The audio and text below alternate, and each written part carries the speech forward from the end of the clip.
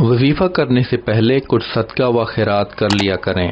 اگر نہیں کر سکتے تو کم از کم لائک اور شیئر کر کے صدقہ جاریہ میں اپنا حصہ ڈالیں۔ اس وظیفہ کی اجازت کے لیے اپنا نام اور شہر کا نام کامنٹ میں لکھیں۔ اگر کوئی اپنا پورا نام نہیں بتانا چاہ رہا تو وہ اپنے نام کا پہلا حرف اور شہر کا نام کامنٹ کر سکتا ہے۔ جس نے وظیفہ کے لیے کامنٹ کر دیا ہے ان سب کو اجازت ہے۔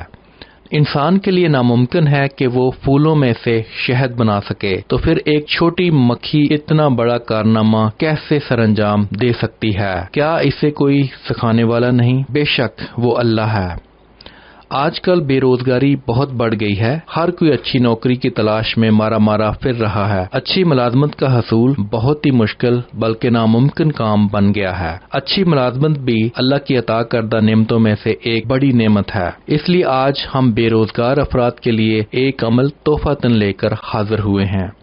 اس کا عمل: آپ نے بعد نماز عشاء اول و آخر درود پاک کے ساتھ سورۃ الفاتحہ، آیت الکرسی، عہد نامہ، سورۃ الفلق اور سورۃ الناس 3 بار پڑھنی ہے۔ یہ عمل آپ نے 11 دن تک لگاتار کرنا ہے۔ انشاءاللہ اس عمل کی برکت سے اللہ تعالیٰ آپ کو اپنی اس نعمت سے نواز دے گا اور آپ کے لیے بہت ہی اچھی اور پرکشش نوکری کا بندوبست فرما دے گا۔